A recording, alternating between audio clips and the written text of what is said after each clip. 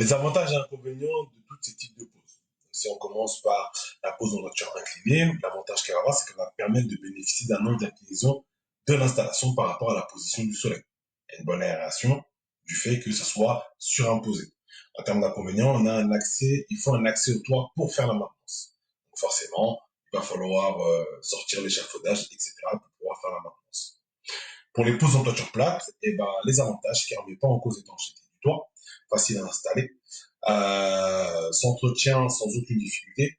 Quand on dit qu'elle ne remet pas en cause l'étanchéité du toit, c'est dans la mesure où vous n'avez pas percé le toit pour pouvoir fixer le système d'intégration. Attention surtout à ne pas faire.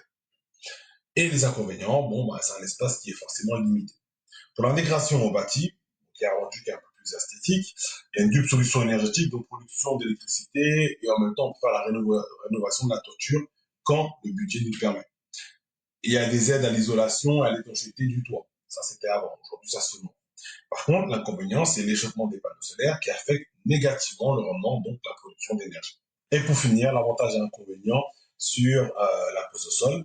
Donc l'avantage, c'est que c'est rapide à installer, facile à entretenir, une meilleure orientation et inclinaison, parfait pour les grands consommateurs qui possèdent de grands terrains, d'accord, notamment les agriculteurs ou autres. Refroidissement naturel des modules PV. Et en termes d'inconvénients, c'est qu'elle peut nécessiter une autorisation, vulnérable aux conditions climatiques, et il peut avoir un impact sur l'écosystème.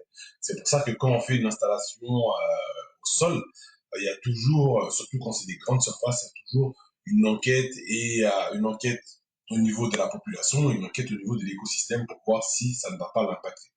Ici, on ne va pas parler des avantages et inconvénients des poses des poses flottantes, comme on dit, parce que c'est des poses qui sont encore relativement rares, même si elles font de plus en plus.